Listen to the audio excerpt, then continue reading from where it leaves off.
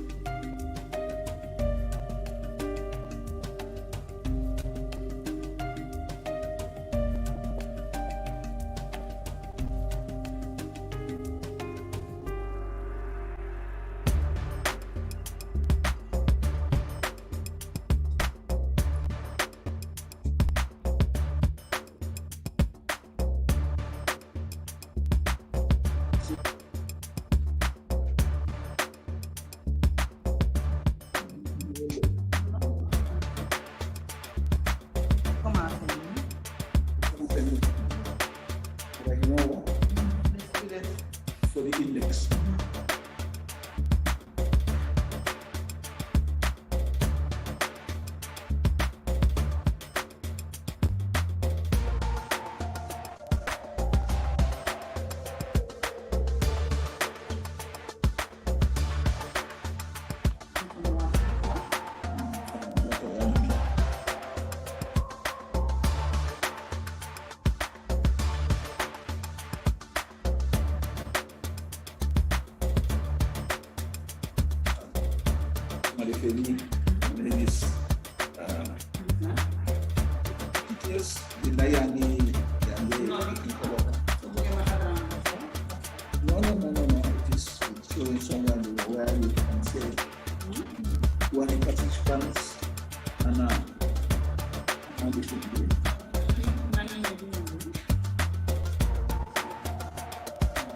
Yourself,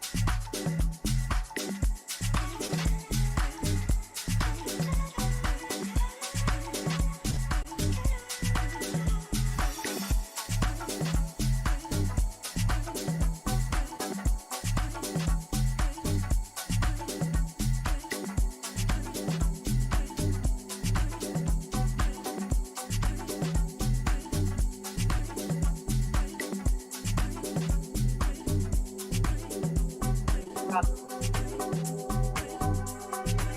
out of here.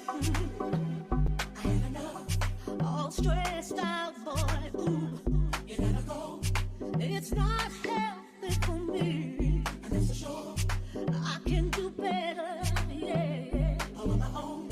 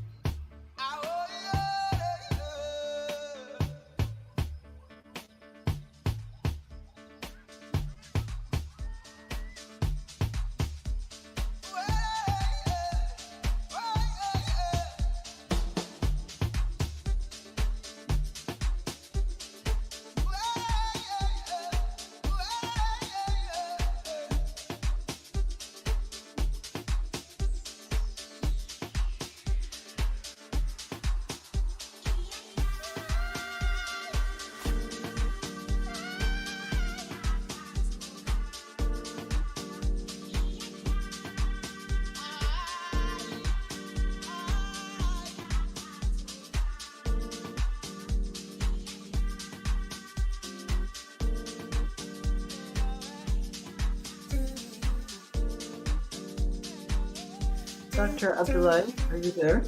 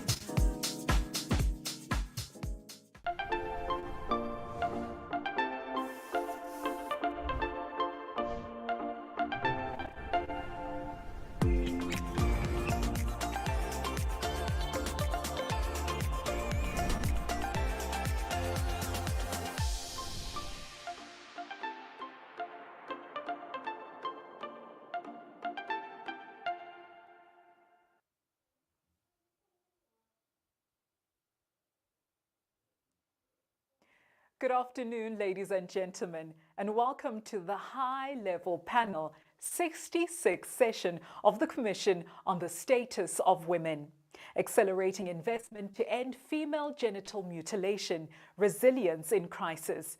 My name is Untomgaise Meso, and I'll be your MC for today.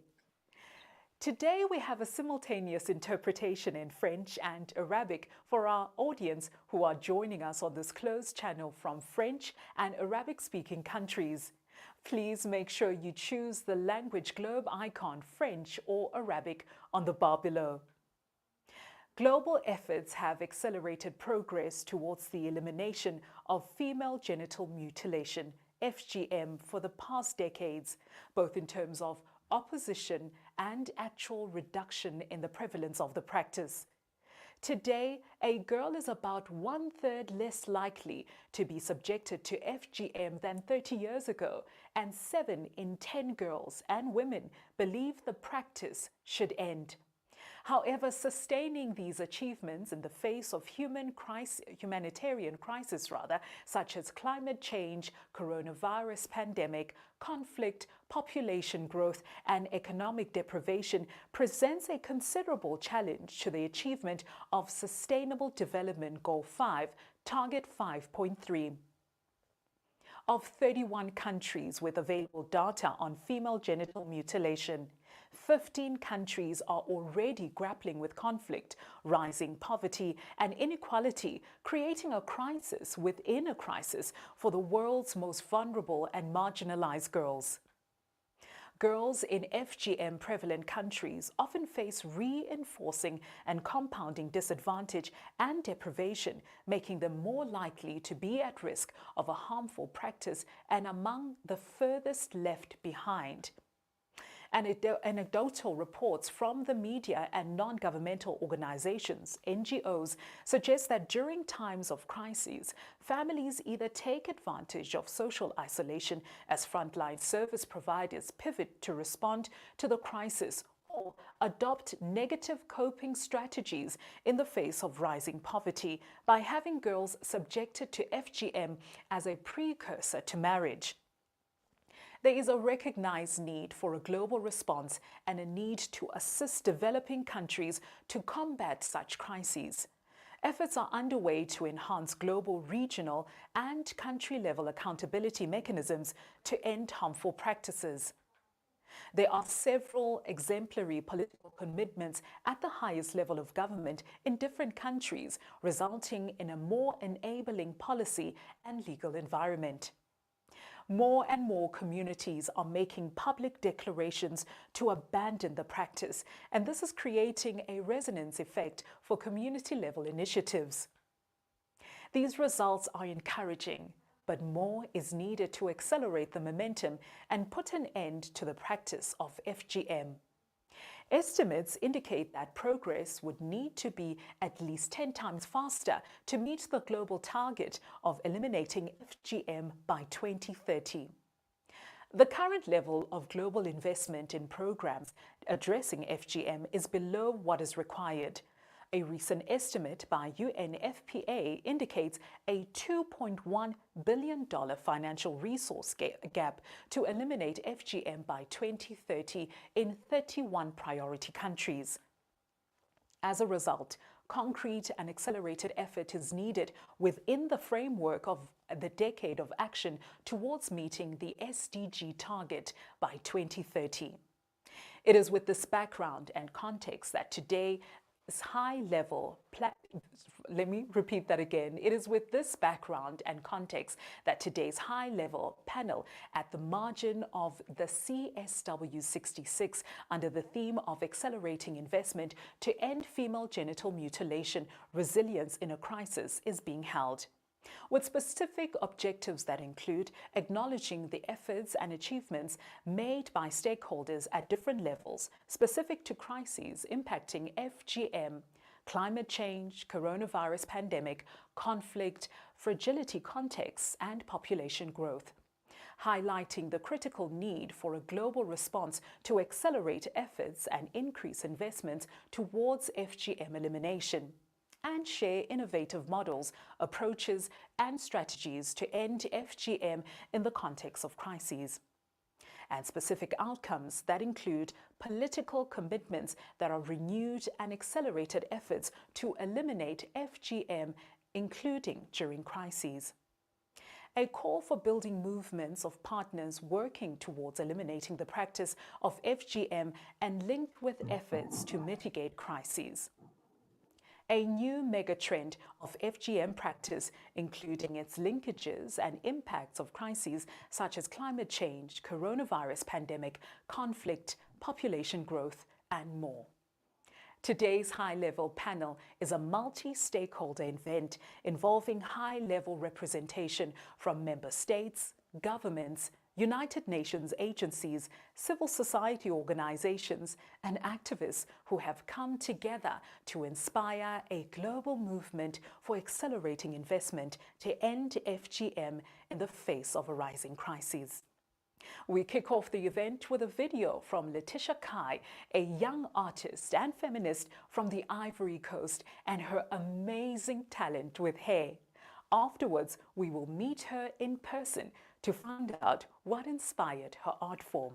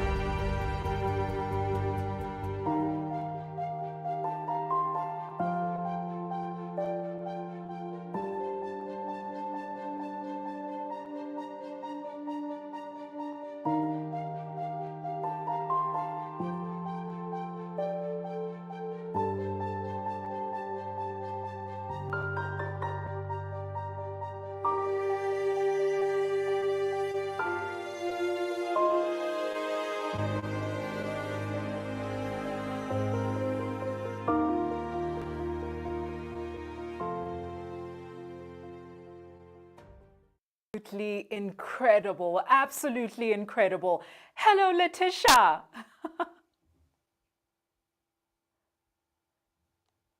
Oh, Letitia, that was such a remarkable video. You are extremely, extremely talented, and you're such a great ambassador for FGM elimination. Now, I need you to tell us a bit about yourself and how you came about creating these different hairstyles.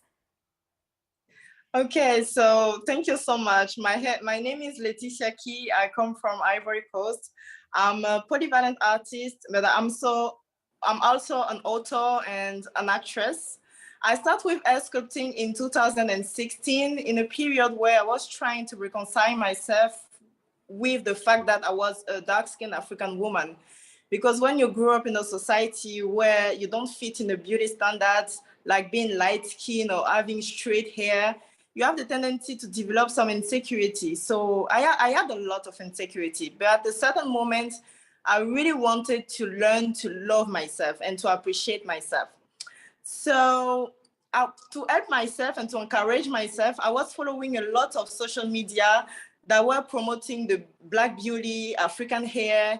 And one day, one of those social media accounts post the hairstyle West African women were wearing before colonization. And I was just impressed. It was just amazing. Those hairstyles were sculptured, decorated with pearl and beads and a lot of beautiful things. And I was just inspired to experiment with my own hair. So I started. At the beginning, it was just simple hairstyle, like simple figure, like a circle, a straight line, a square. And I was just doing for fun and for the beauty of the aesthetic, for the beauty of the hairstyle. But the more I was posting, the more the like, the comment, and the sharing was growing. So it was just amazing. And every time I was posting, I was trying to add more detail, more complexity to my hairstyle. But again, it was just for fun. And then one day, one picture of me went completely viral on the internet. And that's where everything changed. Because when it went viral, I started receiving messages from Black women all over the world telling me seeing my heart was helping them to feel better about themselves. And I was surprised. I didn't know my heart was this powerful. But with the message, I realized that my heart could serve a bigger purpose than just fun or just the beauty of the hairstyle. And since I was myself already a huge feminist, I decided to associate my hair sculpture to my feminist message. And I mean, it was just important for me. So I started to create around the theme of equality of sexes. And it's very important for me because I believe that two people can say the exact same thing, but depending of the way people will say it, the audience will either remember the message or completely forget the message. And when you use an unusual way to spread message, people have the tendency not only to remember what you said, but they are willing to share and to spread your message. This is why it is so important for me. And also, I know what it is to grow up in a sexist society. I've seen myself, I've seen sisters, I've seen my friends be affected by it. So it's very important for me to fight. So we will come in a society where there is equality. So this is how everything started. And I'm really happy today because I see that I'm able to make a little difference with what I'm doing, and it really encouraged me to never stop. Oh, Letitia, thank you so much for sharing that with us. Thank you. Not only is she smart, but she is really, really creative. Let's start all formal proceedings with an opening statement from Dr. Natalia Kanem. Natalia Kanem is a medical doctor who currently serves as the Executive Director of UNFPA, the United Nations Sexual and Reproductive Health Agency. In this capacity, she is amongst the highest-ranking women at the United Nations and the first Latin American to head UNFPA. Over to you, Dr. Kanem. Well, thank you so much, Madam Moderator, and thank you, Letitia. Excellencies, partners, dear young people, I'm delighted to be here with you. We're building momentum to end female genital mutilation, FGM. And in recent years, there has been progress to eliminate FGM, which has been clear and measurable. And it's true. Today, girls are 1/3 less likely to be subjected to this harmful practice than 30 years ago. In the past 2 decades, the proportion of girls and women in high prevalence countries who oppose the practice has doubled. Women and girls asserting their right to bodily autonomy, their body right, saying my body is my own. Yet amid multiple overlapping crises, those gains are now at risk. Countries from Afghanistan to Yemen to Ethiopia, recently Ukraine, the world is grappling with rising poverty, with inequality and conflict amidst an ongoing COVID pandemic. In many places, these crises threaten years of progress to end FGM, and they're creating a crisis within a crisis for the world's most vulnerable and marginalized girls. As we look at our world today, we can't help but wonder, what is it going to look like in 2030? But we don't give up on achieving the Sustainable Development Goals and realizing that far-reaching vision of a world free of female genital mutilation. And that's the world we want, a world where women and girls have a voice, choice, and agency, and where they themselves lead the drive for change. And I'll mention a girl like Hadi Bajan from the Gambia, who pledged publicly, she does this every day in her village, to protect her little sister and other girls, saying, I want to live in a world without FGM where young girls like me can live and help each other. And that's just one wish, one commitment, one pledge from one girl in the generation of young women who are raising their voices and using their power, their inherent power to create change within communities where it counts. Because as Hadi says, what we sow today will be the fruits we reap and consume tomorrow. In 2021, through the support of our joint UNFPA-UNICEF program on the elimination of female genital mutilation, Hadi and more than 6 million women and girls received prevention, protection, and care services related to female genital mutilation. And nearly 46 million people made public declarations to abandon FGM. So at this point, it's more than 570,000 girls who have been prevented from undergoing FGM by community-led surveillance systems supported by the joint program, and that's good progress. But it's not good enough. Our goal is to get to 0 by 2030.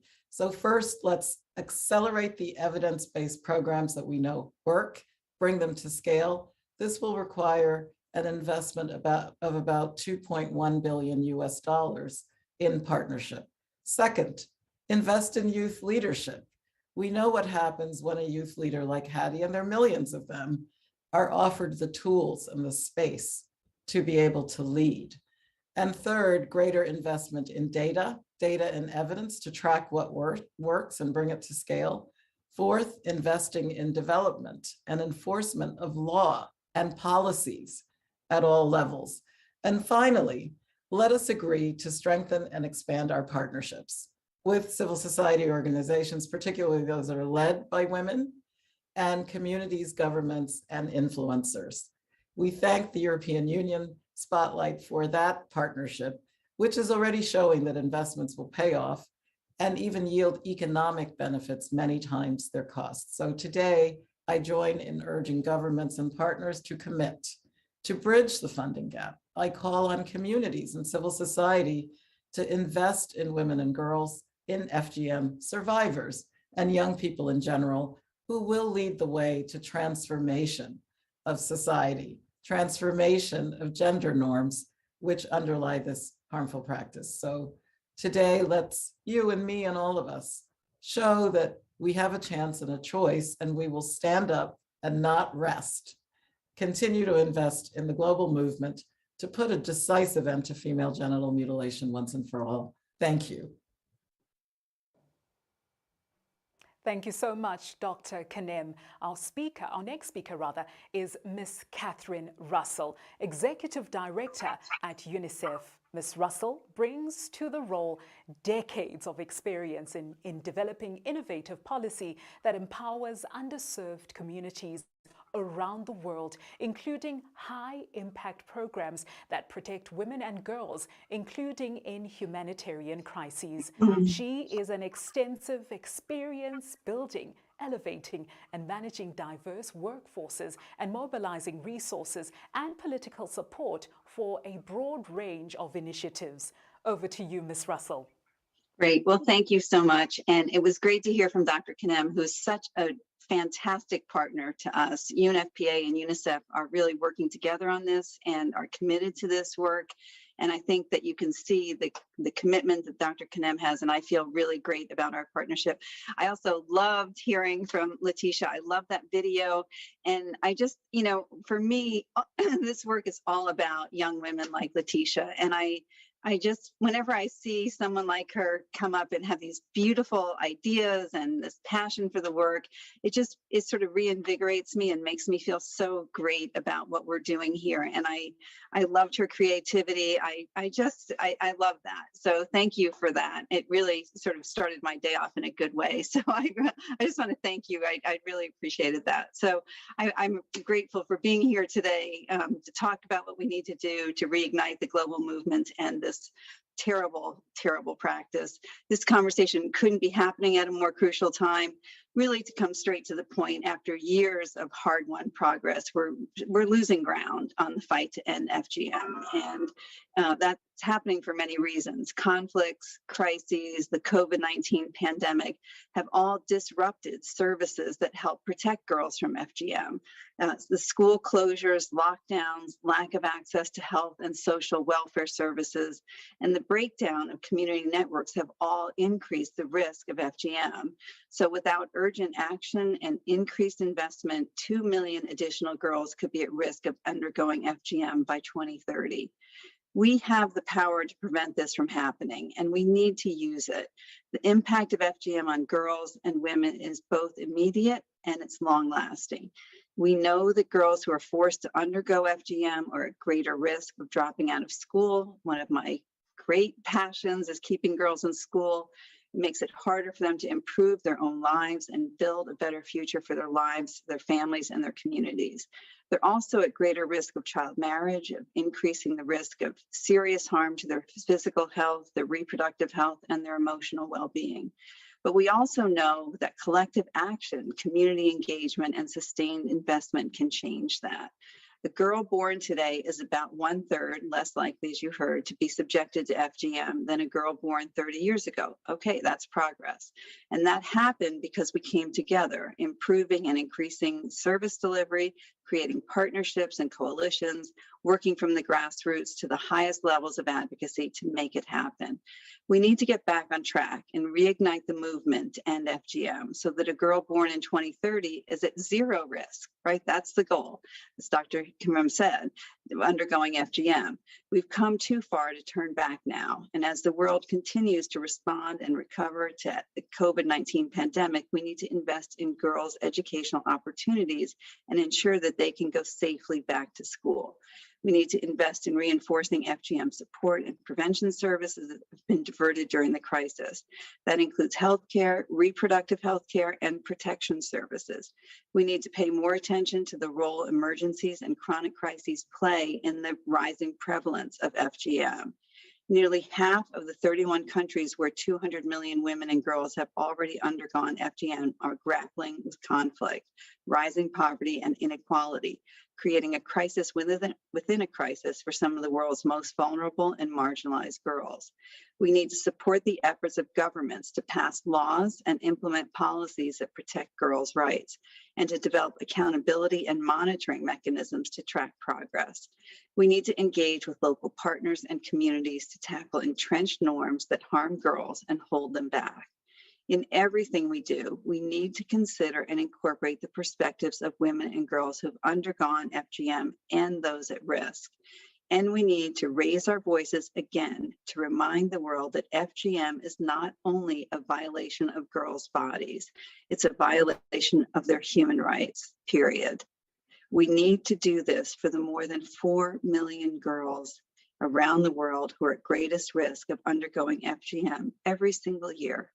We need to do it for the 200 million girls and women who live every day with the harm FGM causes.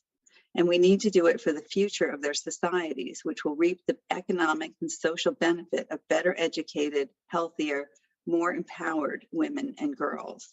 We need to do this now. We cannot stop until we have ended FGM once and for all. I look forward to working with all of you to help build a world where every girl can realize her rights, every girl, and achieve her full potential. Thank you so much. Thank you all so much for the work you're doing, and thank you for being here today. Thank you so much, Ms. Russell. Thank you. We will now play a short video on what does investment mean before proceeding to our next segment dialogue on the impact of crises on the lives of girls and women and the investments required to end FGM. What does investment to end female genital mutilation mean? It means investing in laws and policies,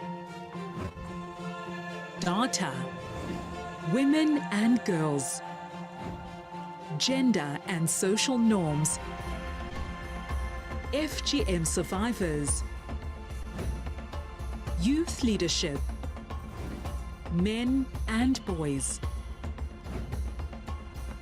Only then can we eliminate this harmful practice.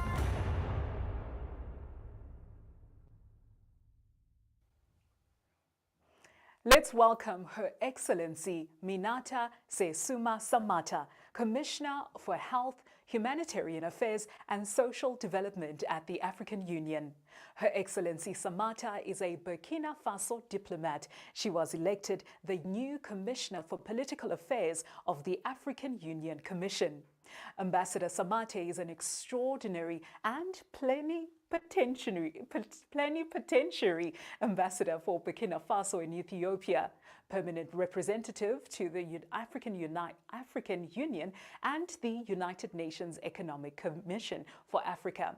Over to you, Your Excellency Samate.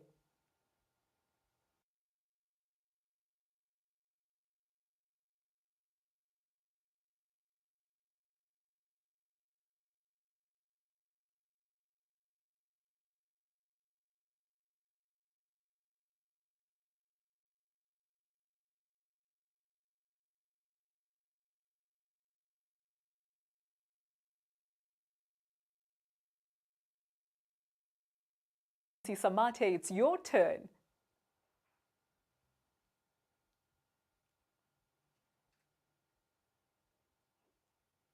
Your Excellency, can you hear me?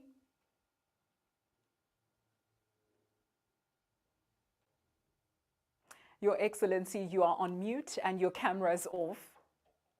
Can you please switch on your camera and turn on your mic, please?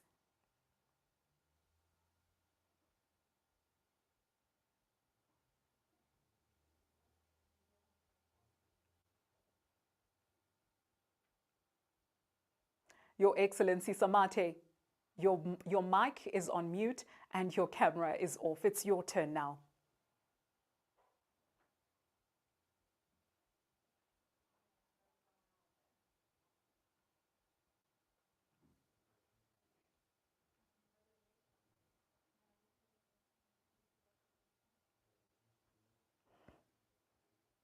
All right, we're going to quickly move along. Let's move to our next speaker, Ambassador Rita French, Britain's Global Ambassador for Human Rights and Deputy Permanent Representative to the United Nations in Geneva. Ambassador French is the UK's first Global Ambassador for Human Rights and Deputy Permanent Representative to the United Nations in Geneva. She has a dual role to engage through the multilateral system at the United Nations in Geneva and to engage bilaterally with countries to progress human rights priorities. Ambassador French has over 20 years of experience in public service. Over to you, Ambassador French. Thank you so much, Nataiba, for that very kind and warm welcome. It's a pleasure to join this high-level panel jointly with UNFPA and UNICEF, and thank you so much for this kind invitation to talk about an issue very close to my heart. Ending FGM is a clear priority and a steadfast priority for the United Kingdom. Our Foreign Secretary has made this an agency to kind of drive this forward to ensure that we support young women and the rights of women and girls around the world in terms of their agency, their potential and their rights. And since 2013, UK aid programmes have helped over 10,000 communities, reaching over 27 million people towards ending FGM.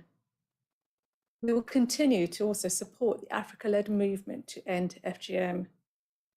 And I'm also proud that the UK has helped build the Girl Generation, which represents the largest ever global movement of over 900 grassroots organisations working together to end FGM. I also welcome the recent launch of the UNFPA-UNICEF Youth Consortium to end FGM as a brilliant example of how we can enable the voices of women, girls and youth to be heard and empowered. Last November, I joined Monica Ferrer from the UNFPA in Kenya to see some of this work in action. I saw firsthand the impact of local programs engaging and educating the community on FGM. I remember well our discussion with Maasai women who had been the cutters performing FGM on women and girls. They explained to us that they had now downed their tools and committed to joining the efforts to end FGM. So what changed? Community engagement. I had the privilege of meeting Agilina, who's leading conversations with men, with women, the young and old alike in this community and changing attitudes towards FGM. Importantly, the programme is also addressing the needs of these women to have alternative sources of income. Today, they are making jewellery and cutting school uniforms. I met the young women who are empowered to speak up for their rights, just like we've seen Letitia do today, and understand that their daughters would have a very different future to theirs. And I listened to the men who spoke powerfully about saying no to FGM in their community. Aggie told me her purpose in life is to end FGM. We owe so much to the brave and inspiring work of champions like Aggie. I left Kenya truly inspired. I left Kenya feeling and believing ending FGM is achievable. So how do we do this? And as we've just seen from that video, changing the law can help to create the right legal environment to end FGM. And political leadership at the highest level is also key. And in Kenya's case, and I know you've got a speaker coming later on, both exist, which is genuinely accelerating progress. But this alone isn't enough. Real change will only be achieved when communities are fully engaged and involved. It means listening to everyone and being cognizant of local values. It means taking a holistic approach and offering alternative sources of income where necessary. Now, ending FGM will require a changing of hearts and minds. And that's where community leaders like Aggie come in and young leaders like Letitia. When women, girls, and young people are truly leading efforts in their community, alongside medical staff, teachers, religious leaders, and others, they have the influence to change perception and stop this human rights violation. But as we've just heard, we need to take stock as the pandemic and other crises have derailed the hard-won global progress to end FGM. We have reached a critical juncture. Global efforts need to go further and faster to address the effects of the pandemic. So what must we do? First, we must reignite political will and commitment to ending FGM. Second, we must ensure women, girls, and youth voices are heard at all levels, in the local community, but also in the multilateral forum, be it in the Commission on the Status for Women and the Human Rights Council. The UK, together with partners present today, including UNFPA, will continue to raise FGM as a human rights violation. And last year, together with the UAE, we introduced a landmark resolution supported by 96 states, underlying the transformative potential of girls' access to quality education and realization of their rights on their agency, empowerment, and future. Finally, no country is immune. In the UK, we also need to step up our efforts to end this abhorrent practice. We must also continue to stand up for women's and girls' sexual and reproductive health and rights. We must not lose sight today, as we've heard, a girl is about 1/3 less likely to be cut than she is 30 years ago. But I definitely want to see a future where no girl or young woman is subject to this abhorrent practice. It's achievable. It's in our reach. We will not rest, and we will continue to invest to support the women and girls leading efforts to end FGM by 2030. Thank you. Thank you so much, Ambassador French. We now introduce you to Dr. Abdoulaye Janneh, Executive Director, Liaison with Governments and Institutions in Africa at the Mo Ibrahim Foundation, Dakar, Senegal. Prior to this, Dr. Janneh was UN Under-Secretary General and Executive Secretary of the UN Economic Commission of Africa. He also served as UN Assistant Secretary General and the UNDP Regional Director for Africa from 2000 to 2005. Dr. Janneh sits on the boards of several organizations, including the Africa Forum of Former Heads of State, Afrobarometer, International Lawyers of Africa, Global Integrity, AO Alliance, Trust Africa, and Africa Risk Capacity. He is a steadfast advocate for intra-African collaboration and author of the book Integrating Africa. Over to you, Dr. Janneh. Thank you, Madam Moderator. Let me see how pleased I am that you invited the Mo Ibrahim Foundation to participate.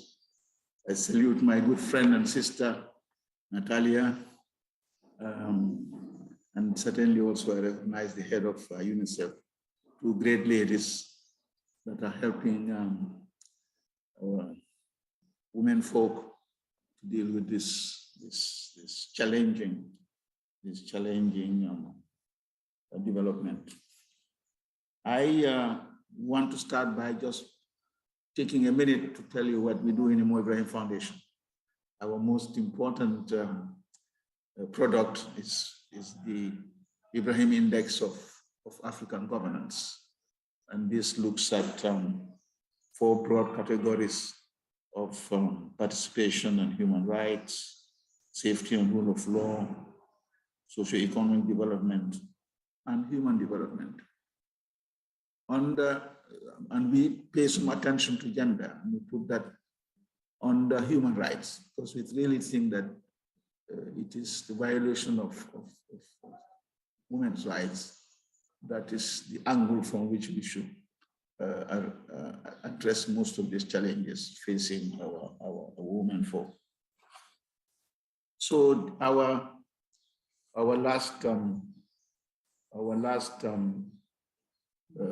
so we produce this on a report on an annual basis. Now is my annual, but I just want to read to you really the last time we looked at gender over the past, what our findings were. At the continental level, Africa achieves an average score of 50 out of 100 in gender. This is the 5th highest score among our indexes, 16 subcategories.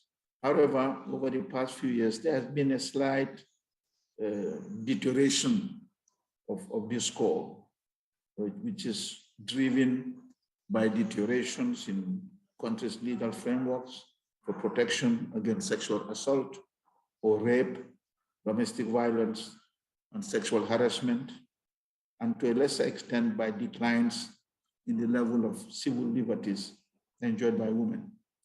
The continent has made progress in creating socio-economic opportunities for women, in providing women with more political power and better political representation, as well as more equal access to public services. Increasing progress in these last two areas has put the continent on a positive trajectory in the last few years. So I thought I would share this with you, because we see within this context that we should look at the challenge of FGM, which is really a challenge between science and tradition and our beliefs. It's a big challenge. It's a challenge to handle calls for multiple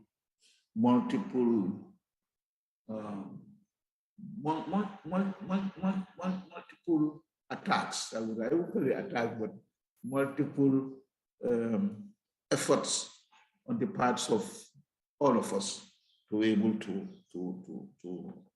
alleviate this problem. I know that I listened to Natalia and Sossel, and I don't want to repeat what they said. It's so relevant, and I think it builds up the type of organization, the type of drive, the type of commitment that we should all embark on if we're dealing with this challenge. So from my perspective, I thought one, of course, is maximize the resources that goes to FGM, because already, dealing with gender, I mean, the whole universe is sensitized. There's a lot of effort going on.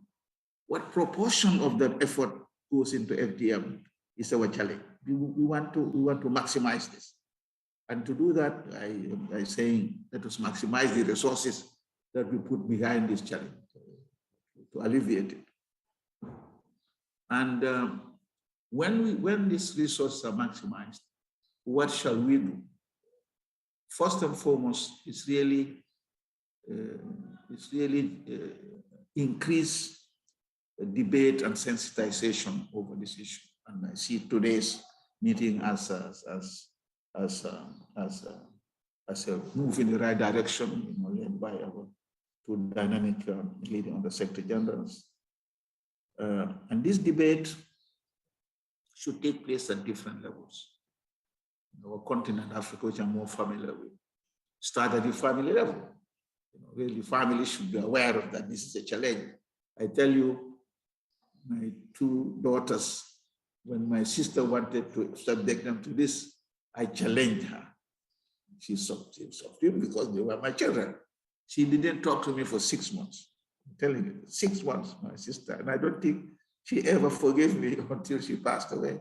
But of course, we renewed our brother-sister. But so at the family level, it is important that they know what is happening. So, and until we are able to deal with this as the family level, understanding the consequences of this at the family level is difficult. I don't see that happening immediately. This will only happen when really our mothers, sisters are educated. I understand the benefits of science, what is coming out of science. If that proportion increases, it will certainly help us in moving. So that's what's happening at the country level. We should also discuss at the local level. We should discuss at the national level, regional and continental level in Africa. It should be a continuous debate in terms of this. And who should participate in these debates? Who should participate in this sensitization? I think we need a coalition, particularly at the country level, coalition of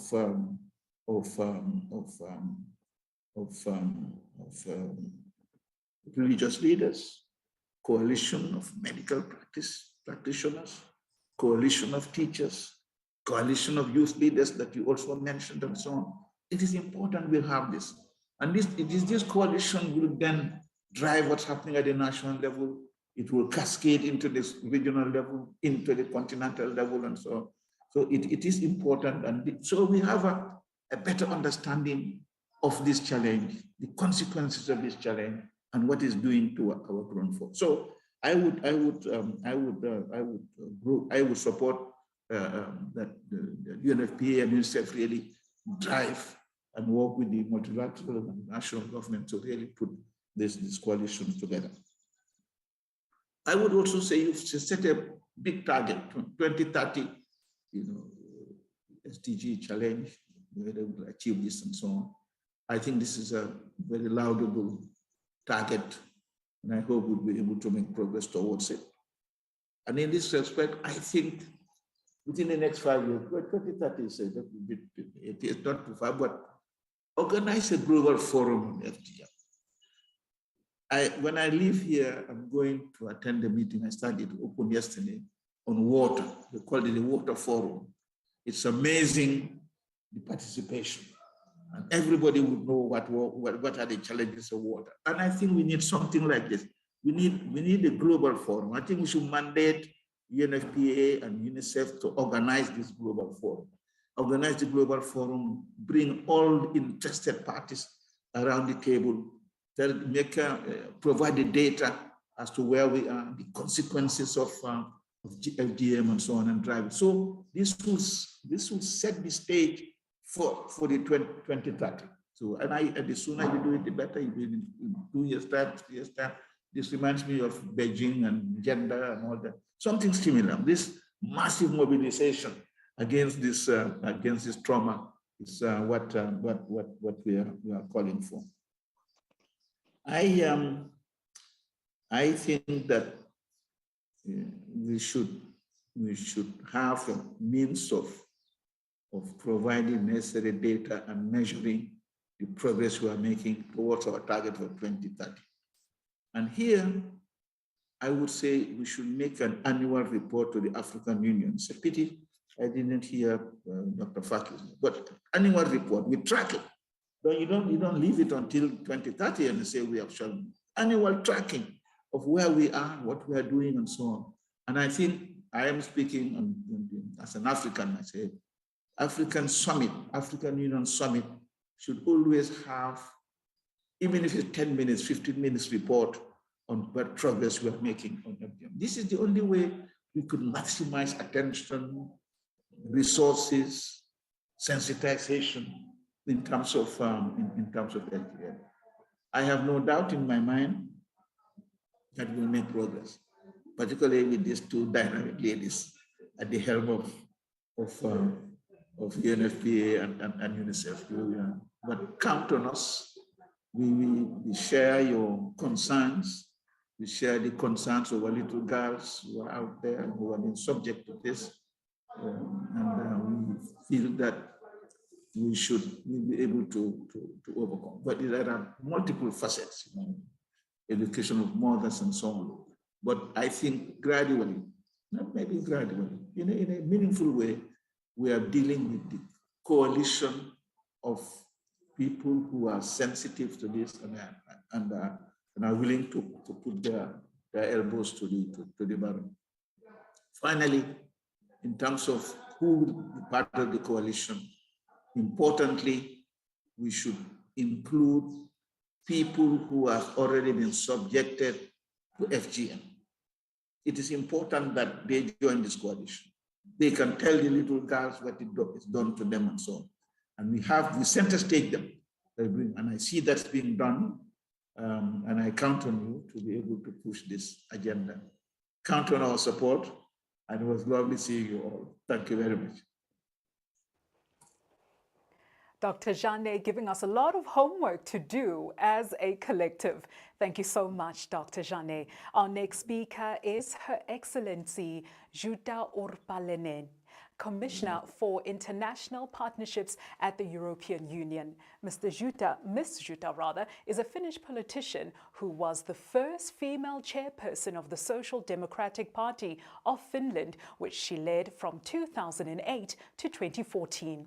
She was the Minister of Finance of Finland from 2011 to 2014. In 2019, Ms. Jutta became the Commissioner in charge of international partnerships in the European Commission. Over to you, Your Excellency, Jutta. Dear friends, over the past 2 years, the pandemic has delayed progress for girls and gender equality. One of the most dramatic illustrations is the practice of female genital mutilation. It is one of the worst forms of gender-based violence. Despite some progress in recent years, we are a long way from our goal of ending female genital mutilation by 2030. We need to step up our efforts. EU is determined to end this human rights violation.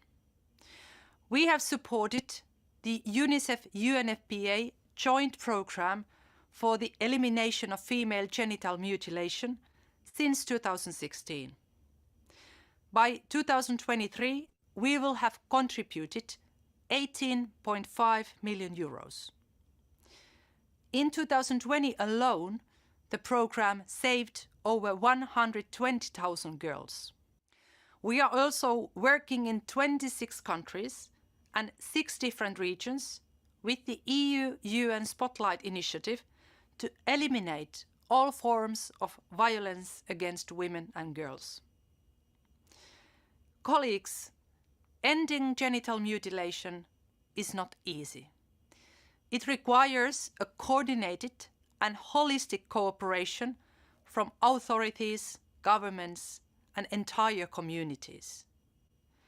But make no mistake, it is worth the effort. It can be done. Thank you. Thank you, Your Excellency.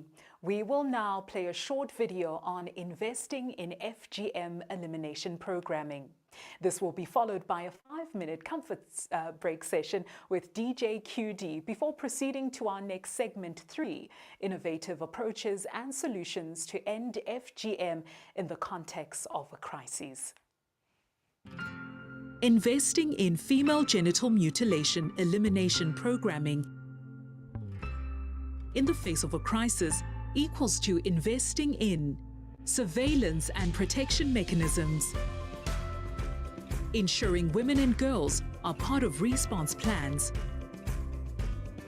ensuring adequate services and response for girls at risk of FGM and FGM survivors, enabling legal environments and social structures for communities to abandon FGM, innovative mechanisms to ensure girls and women stay resilient.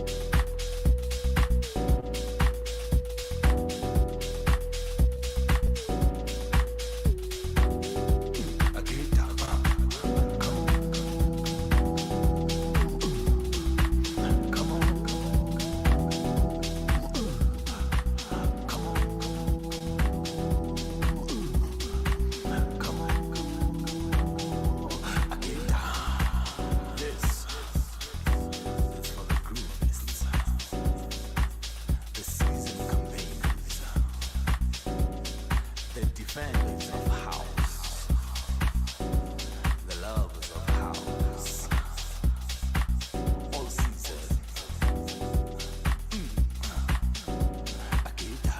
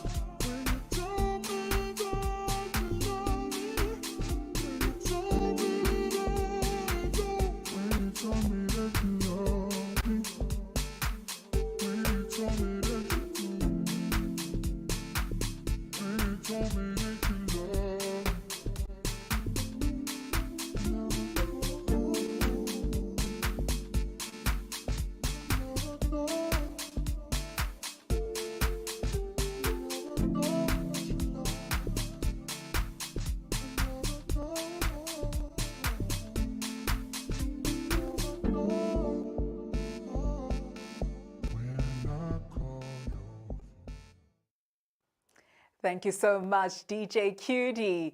Our next speaker is Her Excellency Dr. Njeri Gitau, Senior Director at President's Delivery Unit, Executive Office of the President of Kenya, Uhuru Kenyatta.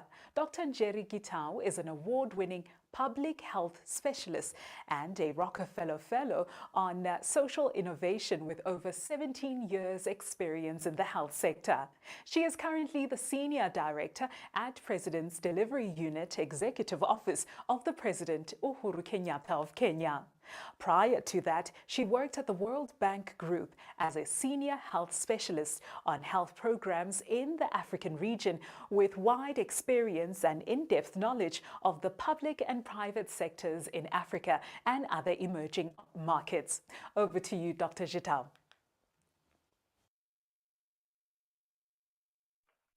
Thank you very much, and thank you for inviting me to this very interesting forum. It's a pleasure to be here with all the honorable ministers, esteemed excellencies, and fantastic speakers, delegates, and young people. So I'd like to start my remarks by reminding you of our President Uhuru Kenyatta's commitment and determination to end FGM and eliminate gender-based violence by 2030, which has spurred a lot of action in our country in all areas, and especially in those communities where FGM is very prevalent. So in 2019, you'll recall that Kenya hosted the ICPD +25 in Nairobi, and he stated that Kenya commits to eliminate female genital mutilation by 2022. And he also added that the country will eliminate all forms of gender-based violence and harmful practices by 2030 through the strengthening of coordination mechanisms and by addressing cultural norms that propagate these practices. Prior to this commitment at the Global Forum, Kenya had already passed an act prohibiting FGM in 2011.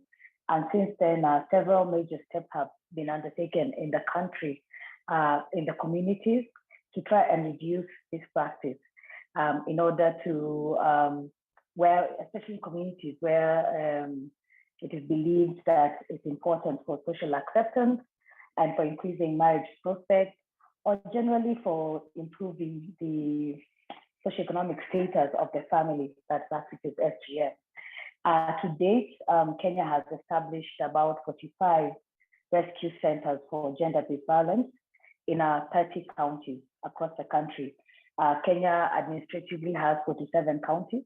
So this is well over half of our counties, just to show you the commitment that the country has in tackling FGM. It's important for us to remember that we need a multi-stakeholder engagement and action in order to uproot the causes of gender discrimination, social norms, gender inequality, and disrupt patriarchal norms that prevent women and girls from enjoying basic and fundamental human rights. One of the speakers earlier talked about the importance of education, educating the girl child. Kenya has, over the last 15 to 20 years, increasingly invested in the education of its citizens, especially primary education, secondary education, which is free at those two levels. And I'm happy to report that currently Kenya has 100% transition from primary to secondary education, and we've attained a 50 to 50 ratio enrollment. And these are efforts and investments that go a long way towards reducing FGM and gender-based violence in the community, and increasing the opportunities for girls to be able to achieve their dreams in society. And young people, as you all know, play a pivotal role in accelerating efforts to bring an end to FGM and all forms of gender-based violence and harmful practices. And it's important to know that young people are increasingly taking up leadership roles in various sectors of the society, leading discussions and actions in the national roadmaps, especially where we have multi-sectoral programs. And so, like as we mentioned earlier, investing in youth-led organizations and movements, and also in women-led organizations and movements is very important in order to eliminate GBV and FGM. Kenya currently has two government-sponsored programs that invest in youth and women enterprises. For example, the Women Enterprise Fund currently has Kenya shillings 10 billion set aside to fund medium and small enterprises that are led by women.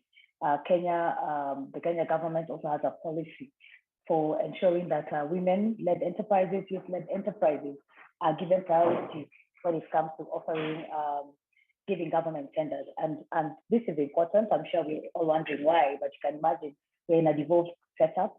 We have 47 independent and interdependent governments, and these also apply especially to those regions in our country where we have a higher prevalence of FGM. Continues also to commit globally to several initiatives. This last year, we committed to the Generation Equality Forum that looked at countries investing more towards eliminating FGM and GBV. And so I would like to end my remarks by reminding us of the President's speech in 2020, Youth Day, where he said that the youth are a vast reservoir of energy, creativity, boldness, and innovation, and are therefore, as I have always said, our most valuable national resource. If they are provided with the right education, skills, and opportunities to engage, they could become a powerful engine to accelerate economic growth as well as trigger social change. So the present and future lies with the young people and their innovative ideas. Therefore, they must be at the forefront of ending FGM, and we must continue to march forward with the mission and commitments towards ending FGM and GBV. Thank you. Thank you so much, Dr. Gitao. We now introduce you to Ms. Chido Pemba, Special Envoy on Youth at the African Union, appointed by the chairperson of the African Union Commission as the youngest diplomat in the chairperson's cabinet. She is passionate about unlocking the potential for the socio-economic benefit of young people and women.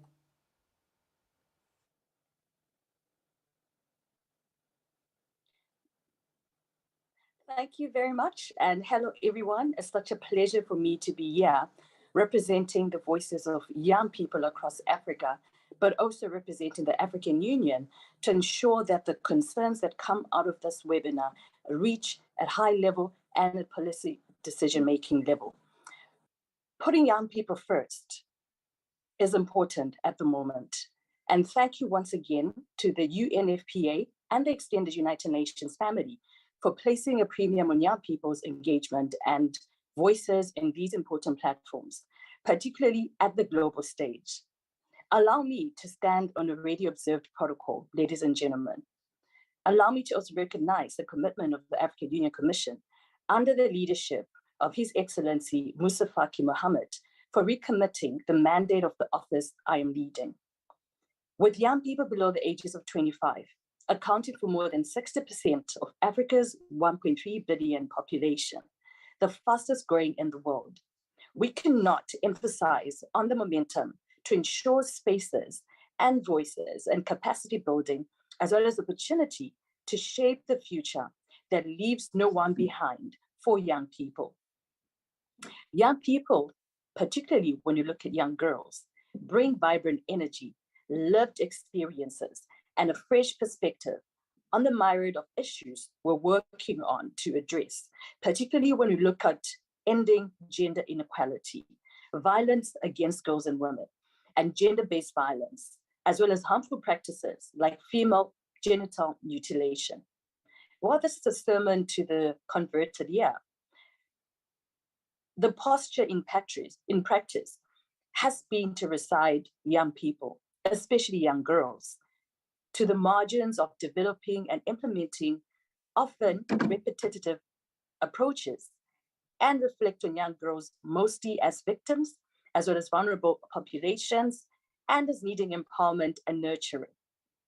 In reality, however, multiple studies suggest our failure to act and our failure to make the right investments in girls' lives right now and their future robs our communities and societies of a health of dividends that can mean a ripple effect on the changes we need to see and the future that we want to see.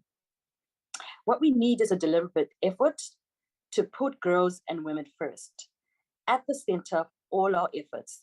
And with this, we will find that we always have the whole of society engaging and working together, in particular periods of crisis such as the COVID-19 pandemic. In a recent joint study, UNFPA and UNICEF, as well as the African Union Commission, in guidance to member states, showed how important it would have been to integrate issues of young girls and women in national responses of COVID-19. Our inaction on this at a global scale saw a spiked increase in cases of gender-based violence, particularly cases of female genital mutilation and child marriages. Instead of ensuring girls' safety in schools as containment measures kicked in, or in the home for women, as well as lockdown were instituted, girls and women faced a renewed onslaught of violence. Immediate studies also show that an increase in cases of gender-based violence. In fact, as a result of this pandemic, we will see millions more girls subjected to harmful practices by 2030. Cases we could have prevented if we acted and invested differently. In such periods of crisis, we need confidence in our populations as well. And in such unprecedented times, we need to invest in new ideas and innovations, from reusable sanitary pads, an area that was massively impacted due to supply chain and access disruptions, to real-time community level surveillance, data and information sharing, as well as awareness and education. Access to learning materials, particularly for those living in underserved, mostly offline communities, is very critical at the moment. And where communities were spending more time connected to telecommunication devices as life came to a standstill, rallying around inexpensive solutions that capitalized on this, including work with the telecommunications companies in a cost waiver access to their platforms. In hindsight, this would have gone a long way to mitigate some of the extended challenges we are experiencing today, including the growing incidences of female genital mutilation. I would also like to take this opportunity to recognize the increasing investment now in innovation. Indeed, one of the young speakers that we have here today, Mr. Joseph Mulabi, is a recent winner of a Spotlight Initiative under the UNFPA VGM Innovation Hack with the technology solution. And I look forward to hearing more about this and to working with all the finalists going forward to champion innovation, particularly on addressing gender-based violence and harmful practices such as female genital mutilation with young people across Africa and the world, in order for us to build the Africa that we want, which protects our young girls across the continent. I thank you once more and for this opportunity to share my reflections. Thank you, Ms. Mpemba. Speaking of innovation, the UNFPA-FGM Innovation Hack Lab project started in 2021 and opened a call for innovation ideas from young people across Africa, aligned with key opportunity areas in line with the program of action against FGM. Our next speaker is Mr. Joseph Mulabi, is one of the InnoHack 2021 winners and is from Ghana. Mr. Mulabi is a social entrepreneur and a business development consultant. He is an African innovator who works in crafting smart solutions for social environmental challenges. Mr. Mulabi is also a human rights advocate who works alongside others to ensure that human dignity is respected regardless of color, sex, race, or educational background. Over to you, Mr. Mulabi. Thank you very much for having me on this call. I call this an honor and a privilege to be on this high-level panel. To the guests on the panel, I salute you in your different capacities, but I also would like to bring greetings from Uganda, the Pearl of Africa. If you haven't visited, please do. Back on the topic today, accelerating investment in female genital mutilation. When it comes to FGM, it becomes personal, because I can recall way back in 2012 when I was still a young boy in a school. I had my girlfriend from an FGM practicing community. Unfortunately, while we were at school, she received a distressing call from her mother telling her about the passing on of her young sibling. When we tried to follow up the case, we realized that the young girl died while she was being rushed to a nearby health center after undergoing FGM. When it comes to Africa, and especially where I come from in Uganda, FGM is entrenched in remote areas where access to basic social services is a problem. But also it is entrenched in communities where literacy is a problem, especially among those who are practicing it. You find men forcing young girls and women into this practice of FGM. Now, when the InnoHack challenge organized by UNFPA came up, I realized that there is a need for us men to stand up and eliminate or bring to book the dubious practices that are ending the lives of young girls like then my friend is young sibling.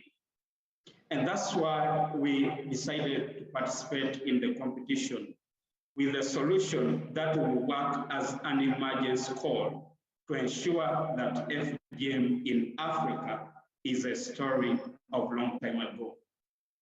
We are designing a mobile tool called Access Mobile, whereby a victim or survivor or community member with or without a smartphone, they will be able to report an FGM case. The partnering bodies like UNFPA will be able to receive a notification about the case, but also the same platform will be able to notify men in those different communities who will come in quickly in order to rescue a girl who is supposed or who is suspected to undergo FGM.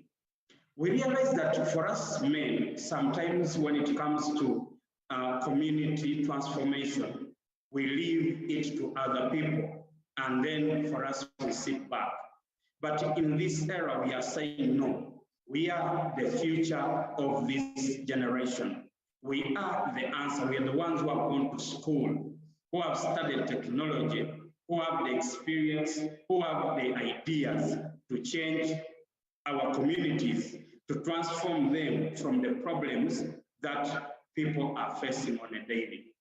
And therefore, we are calling on every partner.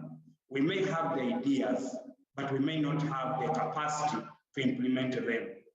So if we can rally investment to end this dubious act, like FGM, it will lead to an empowerment, not only to the young women, but to the communities around them. Because we all believe that when you empower a woman, definitely you empower the entire community. And therefore, we would like to thank UNFPA for the work you're already doing, but also there is need to rally men behind the transformation that we talk about. We believe that it is through that then we shall achieve gender equality and empowerment of our communities. And therefore, we are calling on those who can stand with us to ensure that FGM is indeed a long story of long time ago. Thank you very much. Thank you so much, Mr. Joseph. I definitely need to come to Uganda and see all that you do, your wonderful work. Our next speaker is Ms. Ruikatu Sejo, who's another InnoHack 2021 winner and is from Burkina Faso. Ms. Ruikatu is an Afriyan Burkina's Peace and Security Governance Specialist. She is also a journalist and advocacy officer in the UAFRES NGO and an advocate to stop FGM through community social entrepreneurship. Over to you, Ms. Ruikatu.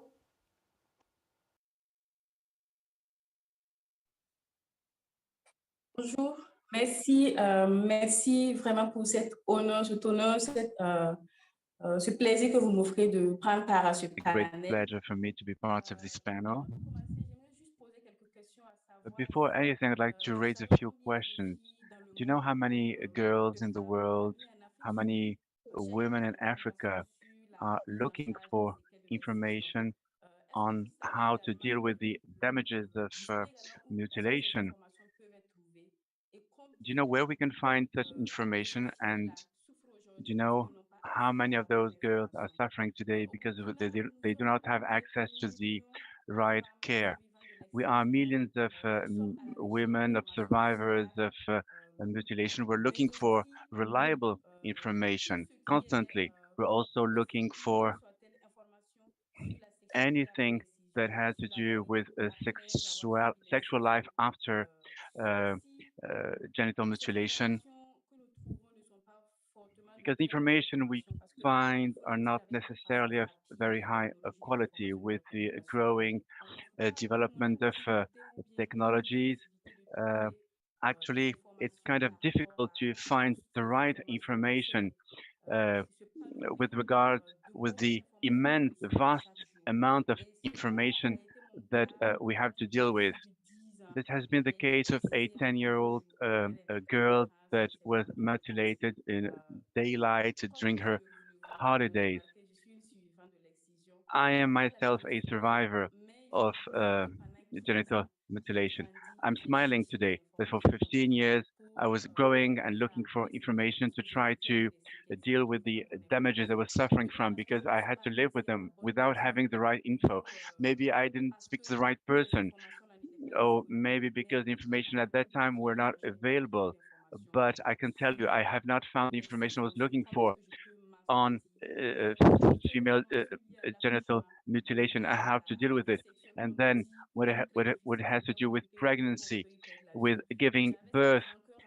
I had this hate within myself with regard to all those who were the uh, reasons behind I was mutilated.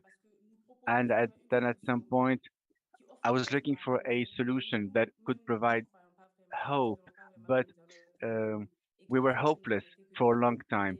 But thanks God, now living with mutilation, it's what we have sent to the UNFPA. It's a solution that provides a web platform that provides survivors and their families to tell what happened to them, to provide their own testimonials, because it's important to tell our own narrative on FGM in Burkina Faso. We are providing them a secure environment with medical staff so as to being able to speak out. And this is also a platform that we would like to provide to the survivors, their families, and we have to have all the staff entities to support this platform because we want the survivors to be properly orientated towards the right care system, because in Burkina Faso it's very difficult to have care services. You have to travel around to get uh, the right care stuff. It's very difficult for lots of people to go from one place to another.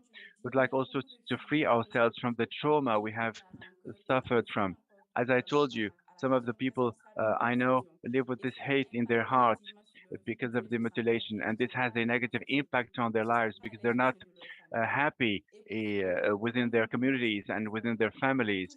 And this is why I'd like this platform to go beyond what was expected. We'd like to cover the whole population in Burkina Faso because we are all impacted by mutilations. So we'd like the whole African population at the end of the day to be covered. So this is our own personal wish. We had a chance to have been chosen with three other wonderful teams from Africa. But imagine the impact you could have if thousands of teams or more could see their ideas in the field being implemented, and in particular in Africa. How much does it going to cost? We know that this requires funds, but I know that you are going to invest because there are no words enough to speak about the achievements in the field of the women's rights, but we believe in it. We believe that girls, they can grow up without being mutilated, without being cut off part of their own body. I think it is possible, and it is absolutely necessary in their youth to live out with full energy. So let's give them the means to implement concretely all their innovative ideas and approaches. Would like in 10 years' time that no kid, no young girl anymore be a victim of a female genital mutilation anymore. Regardless of their religion, their sexuality, if a mother does not want her girl to be mutilated, we will have an impact. We say that we are the future, but the future must be built up now. We need to have that faith in us. We need to believe in ourselves. We believe in our own initiatives, but we need your support, and that's why we need to believe in the African population, the African youth. Once again, if a mother decides that her girl must not be mutilated, we are going to have a new generation that is far beyond the previous generations of people that could be mutilated. We will have fully fledged women and girls enjoying their body autonomy. Thank you. Thank you so much, Ms. Rikatu Sejo. We now have Her Excellency Minata Sesuma Samate, who will be joining us. We did have a bit of a connection, breakdown connection earlier on with her, but she is now ready to join this meeting. Take it away, Her Excellency. Merci beaucoup, Madame la modératrice. Mesdames et Messieurs Moderator, ladies and gentlemen, ministers, dear participants, I know there are high-level profiles and participants here joining us from the EU, from the United Nations. I'd like to commend each one of you. I've just heard the lady from Burkina Faso who just gave her testimony. I can think of the actors, also the victims of the genital mutilation. So thank you again for your attendance, and thank you for providing us with this space to debate over this important issue. It's an honor for me, a pleasure for me to join you this afternoon to think out loud on how we can deal with this major issue that impacts women and girls throughout the world, but in particular the African continent. I'd like to say hi to all the friends who are here, who are with us in this fight. And on behalf of the President Faki and on my own behalf, I'd like to tell you thank you. Thank you for this dialogue, for this conversation. We particularly commend the work that you're doing over this matter that have to do with women in relation with the 66th Commission on the Status of Women. So thank you again for everything. I'd like also to share with you a few ideas that actually are aggravating this situation. You have mentioned it before.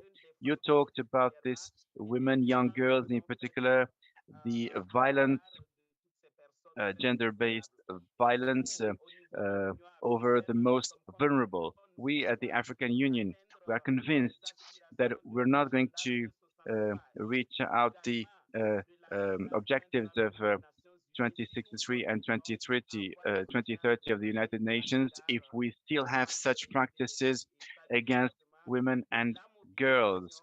I'd like to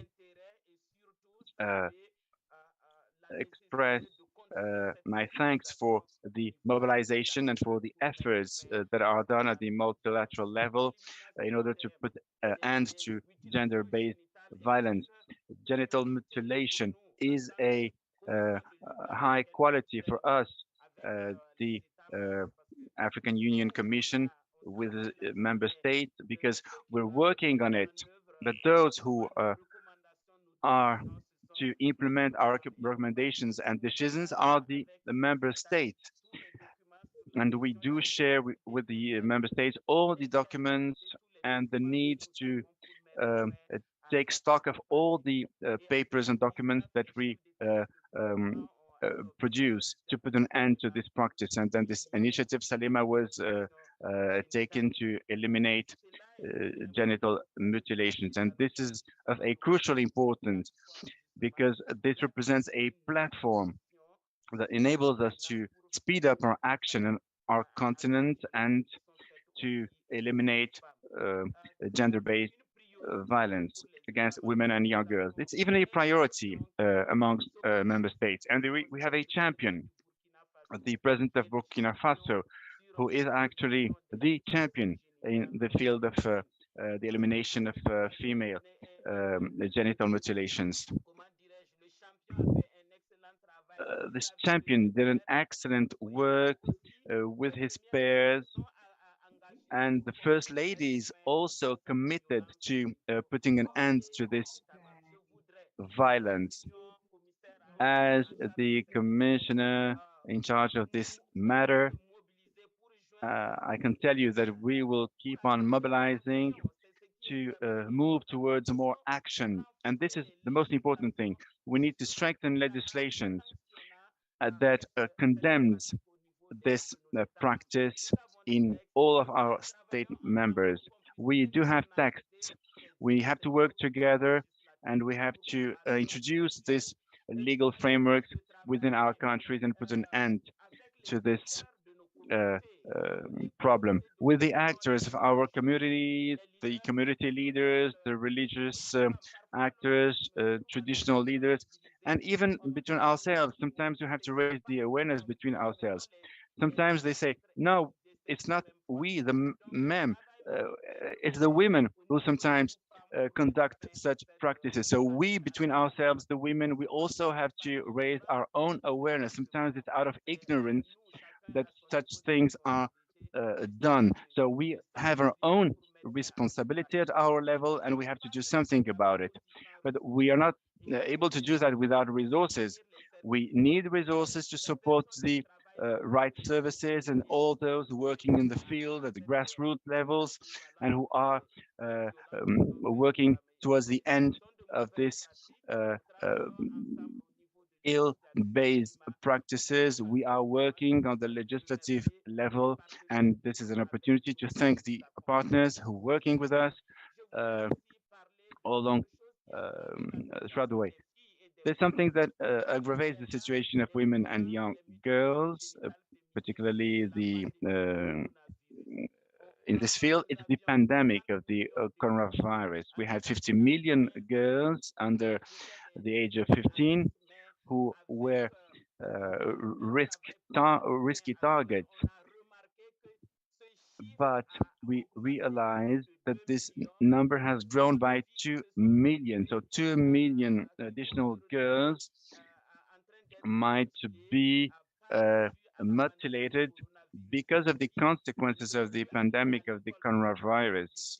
So all those girls may not be able to go to school. They are suffering from a different type of gender-based violence. So it's time for us to step up, stand up, and fight, not only to, of course, to fight against the consequences of the pandemic, to keep respecting the social distancing.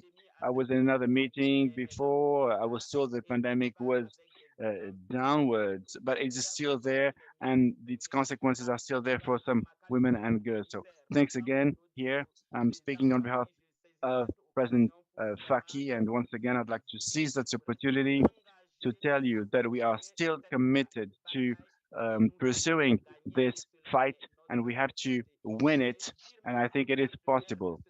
Thanks also to the partners, to the United Nations, to the EU, to the World Bank, and to other donors. I can't, of course, mention each one of them out of time, but thanks again to everyone.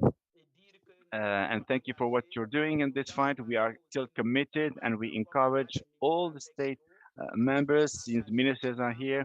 We are all together in this fight. We have to look at the progress that is made and keep track of what was done and move forward to win the battle. Once again, thank you to the UNFPA, to UNICEF.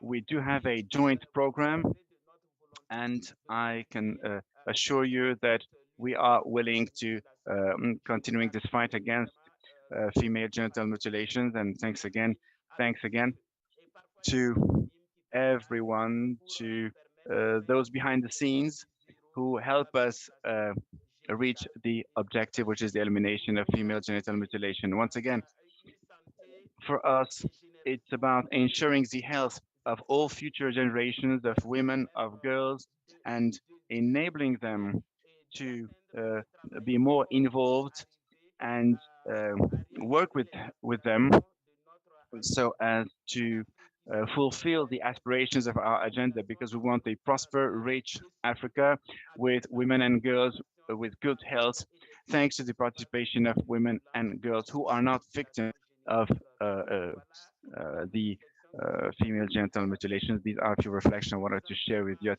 this point. And sorry, I was not with you at the beginning. Since I had other meetings because of the current situation, you know that we are also impacted by the Ukrainian crisis. We have to think of how we can avoid worsening the situation that we are living through because of the crisis, the oil prices, and after that, at the end of the day, women and girls may be the first victims, even if there are those who produce the most. Thank you very much, and wishing you a fruitful and successful meeting and action. Thank you, Your Excellency. We will now play a short video on Invest, Don't Rest before proceeding to the closing segment. Stand up. Don't sit. Don't rest. Invest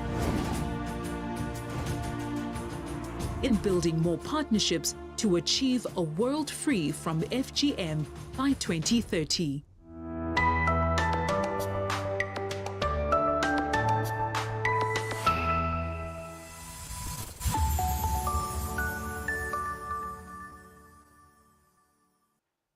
Our next speaker will present the closing statement to today's event, Ms. Monica Ferro, Director at UNFPA Geneva office. She has worked to promote equality, development, and human rights for the past 20 years. Prior to joining UNFPA, Ms. Ferro had a career of public service in Portugal and served as a Member of Parliament, as Secretary of State for National Defence, as a university lecturer, a media personality, and an activist. She served as a Member of Parliament, Vice President of the Parliamentary Group of the Social Democrat Party, Chair of the All-Party Parliamentarian Group on Population and Development, and Vice President of the European Parliamentary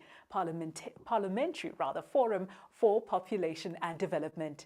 A National Defence and Civil Crisis Management Auditor, Ms. Ferro has been a lecturer at the University of Lisbon, guest lecturer at the National Defence Institute and University of Military Studies. Furthermore, she is an associate researcher at the Interdisciplinary Centre for Gender Studies, University of Lisbon, and has been a columnist for several national newspapers and magazines, an author for more than 100 articles, entries, encyclopedias, book chapters on the United Nations Development Corporation, human rights, security sector reform, and gender equality. Over to you, Ms. Ferro. Thank you, moderator. You made me blush. And UNFPA is too generous when describes my career. But if I had to sum up what just happened today, I think the message is very clear, and the message is invest, don't rest. We've heard that FGM has denied an estimated 200 million girls and women alive today their right to bodily autonomy and the full enjoyment of their sexual and reproductive health and rights. We also know that the current estimate of 3.9 million girls mutilated each year could rise to 4.6 million by 2030 if efforts are not accelerated. And as Dr. Natalia Cannon highlighted, we do see progress, but it's still so uneven.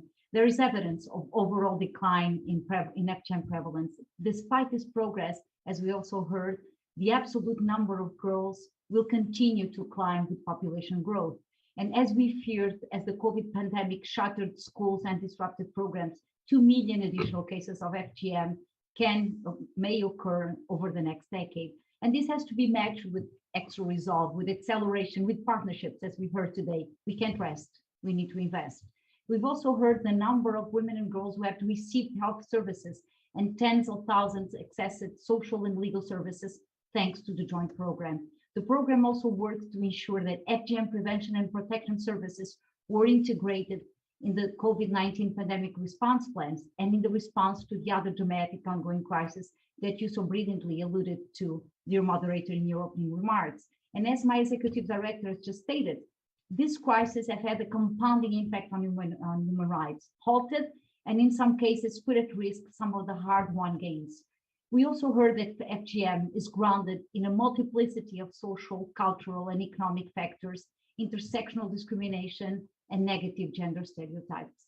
Addressing this intricate web of issues requires that the political will has to be translated into a multi-sectoral response that brings the whole of government and the whole of society together, all women and men, all girls and boys. It also requires strengthening accountability systems at all levels. And we do see investments in these areas really paying off. We know that ending FGM demands a concerted effort to mobilize stakeholders in education, health, social protection, justice, public information, development, planning, finance, gender equality, and other sectors. And UNFPA has brought this message to leaders at the highest level, and cross-sectoral coordination has been improved. We see multi-sectoral national plans with dedicated budget lines to address FGM, and even legally mandated coordination mechanisms like Kenya's anti-FGM board that I had the honor to see last November, as Ambassador French has beautifully and poignantly described. And yes, Joseph, we saw men and boys. We advocated for not only positive masculinity, but also having men and boys and champions for change. And you know, their faces, their stories, their lives will guide us firmly as we advocate for ending FGM. We've also heard that we need to engage traditional leaders, community leaders, religious authorities, parents, and others in position of authority. And this is what it takes to end FGM, a massive mobilization, and maybe even a global forum as it was suggested. Parliamentarians, national human rights institutions, civil society watchdogs, women and youth activists, and human rights defenders, they all need to be empowered to monitor and advance efforts to drive effective change. And the strengthening of social actors as change agents is fundamental for us at UNFPA, as our new strategic plan clearly puts forward. But following the adoption of the Human Rights Council resolution last year, led by Burkina Faso, the joint program produced a policy briefing on strengthening the enabled environment. UNFPA launched a primer on how to conduct public inquiries by national human rights institutions to eliminate FGM. And we were thrilled to see that the resolution has already inspired the regional organizations and individual members to take a comprehensive approach to accountability. And I think it's particularly relevant, as we've just heard from the African Union, the accountability framework on harmful practices that was developed by the African Union Commission on Social Development. And the goal is really to galvanize political action, transparency, and responsibility, including mutual accountability in its synergies with the European Union funded Spotlight Initiative. But to wrap up, we heard the call to put young people first. And this year, in the commemoration of the International Day of Zero Tolerance to Female Genital Mutilation, we witnessed and we were part of a multi-stakeholder dialogue to launch what was already mentioned here today, the Global Youth Consortium Against Female Genital Mutilation, hosted by our Western Central Africa Regional Office in partnership with the Joint Programme to End FGM. And the outcome of that dialogue was very clear: invest in youth to end female genital mutilation. And of course, working with men and boys and financing for innovation came across very clear. And to wrap up, focusing just for 30 seconds on Geneva, we know that the Universal Periodic Review and dozens of recommendations that have done and have been accepted to end FGM have really created a momentum that cannot be ignored. These recommendations and the Human Rights Council have contributed to open a debate on FGM as a human rights issue. And over the last decade, we saw many countries not only joining the conversation, but also including countries where the practice has been recently identified. Let's build on what we've heard, on the work of the Human Rights Council, on the human rights mechanisms, on the work of all stakeholders, and strengthen our collective action to achieve the SDGs. And I'm especially talking about target 5.3, and then FGM and all harmful practices. Let's say it loud and clear. If we want to build a world with more dignity for all, leaving no one behind, where every woman and every girl can live in larger freedom, free from want and free from fear, we have to invest. We can't rest. Thank you, moderator. Let's say it loud and clear. Thank you so much, Ms. Farrow.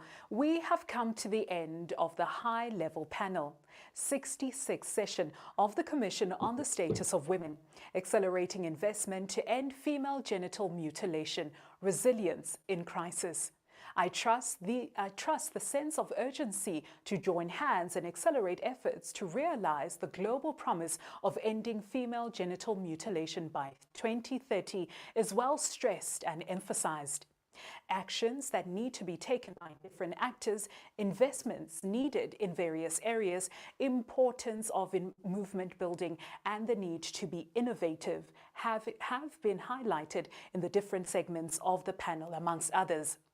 The need to take action to mitigate the impact of crises and strengthen resilience is underlined as one critical area in addressing female genital mutilation in some of the countries where the practice is still prevalent. A concerted effort is required to provide the investment needed to accelerate and scale up interventions towards the elimination of female genital mutilation also came out clearly. Let me also mention the theme for 2022, International Day of Zero Tolerance for Female Genital Mutilation, which resonated well during the discussion in this high-level panel as a final message. Accelerate investment to end female genital mutilation. Invest, do not rest. On behalf of the organizers, I would like to thank you all who joined in on this high-level panel in different capacities. Before we switch off, please sit back and enjoy some music from our DJ QD. Ladies and gentlemen, my name is Ntombi Miso, and it has been an honor as well as a pleasure to host you today. Goodbye.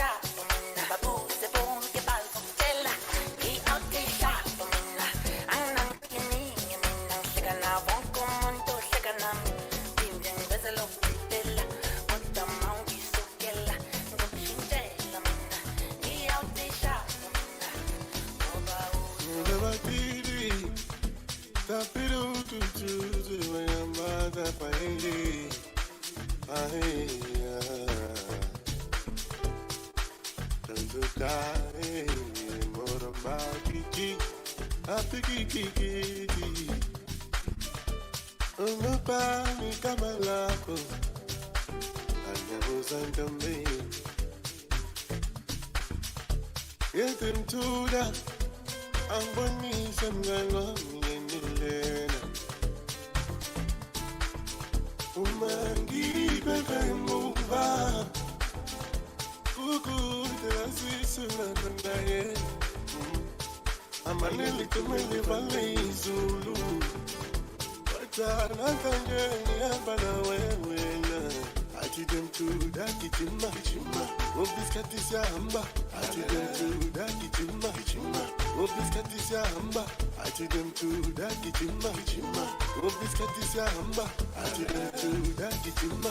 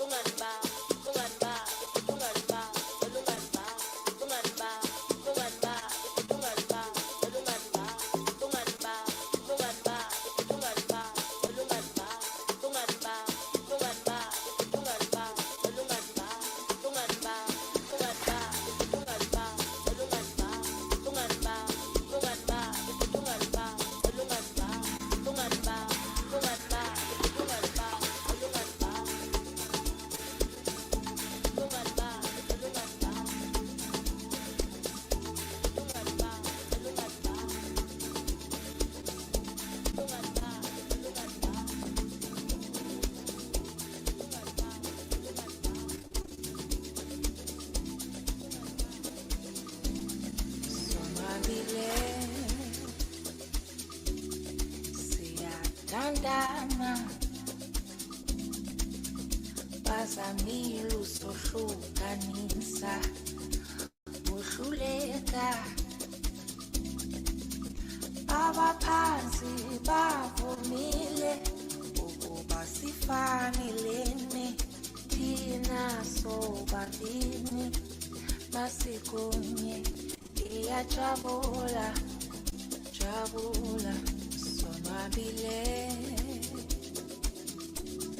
siyathandana bazamile usohlukanisa uhluleka abaphansi bavumile ukuba sifanelene thina sobabini masikunye iyajabula jabula